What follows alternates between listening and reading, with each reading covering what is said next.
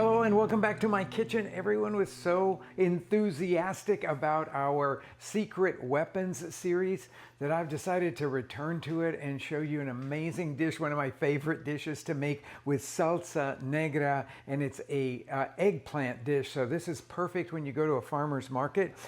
You can buy these really beautiful Japanese eggplants. Now you could use any kind of eggplant for this, but this looks really pretty because of the diameter of these eggplants. The first thing that we have to do is to cut them up into about 1/2 inch slices.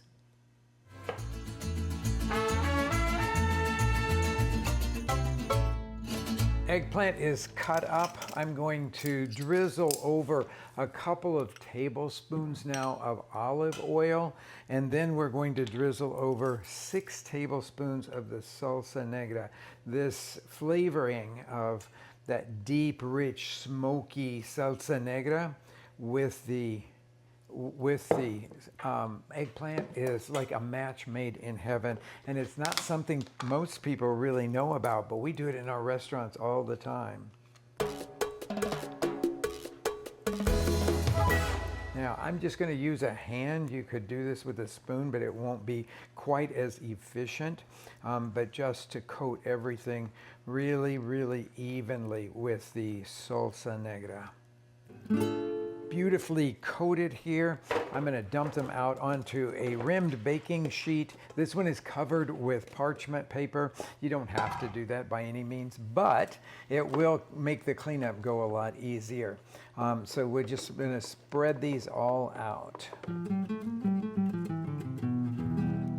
Okay, they're ready to go into an oven, which is a hot oven at 425 degrees.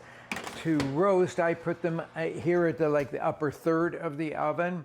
If you have a convection, this is a great place to use that. But while those are roasting for their about 20 minutes, we're going to make the black bean sauce.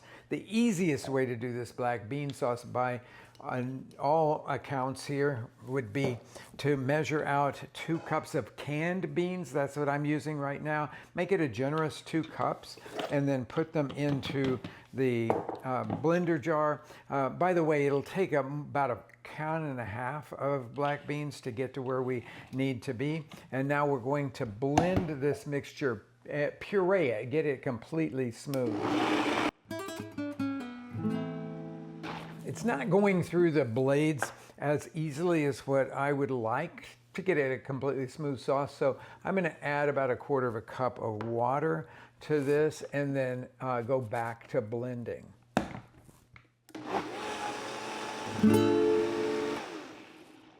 Now this is going to go into a small saucepan, which I have right here. Pour that in, and then I'm going to turn it on to a kind of medium-low heat. I'll say about right like that.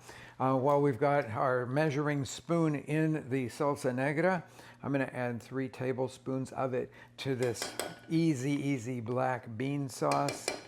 We're going to let this simmer for just a few minutes while we are roasting our eggplant. Whisk that up. It's going to need a little bit more water because we want this to be an easily spoonable sauce. So with that, I'm going to let that simmer and meet you back here when the eggplant is ready. Okay, this sauce is really beautiful. It's easy to just pour it or spoon it or ladle it into a dish, but I want to taste before I do that.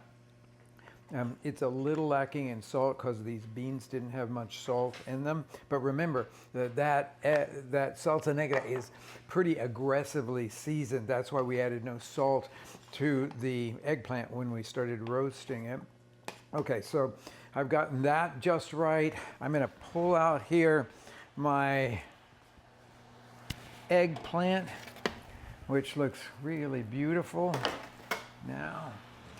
And then I'm going to make a plate for you, show you what this is going to be like.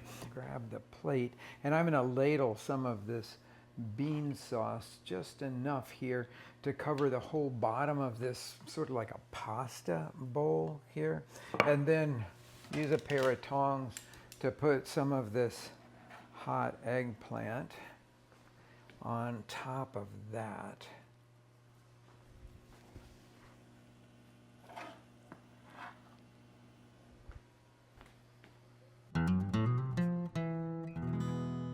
Next thing that I'm going to do is to dollop on a little bit of crema. You could use sour cream for this. You could use creme fraiche. But I just want to dollop a little bit. You have to stir it up so that you can dollop it and it'll look pretty. And you got to get a little softer than the way it comes from the grocery store. Okay, so there's that. Now a piece of Mexican queso fresco that I'm going to hand crumble over the top of this. Of course, you could use goat cheese for this, which is actually one of my favorite ways to make this dish. And then some cilantro leaves over that.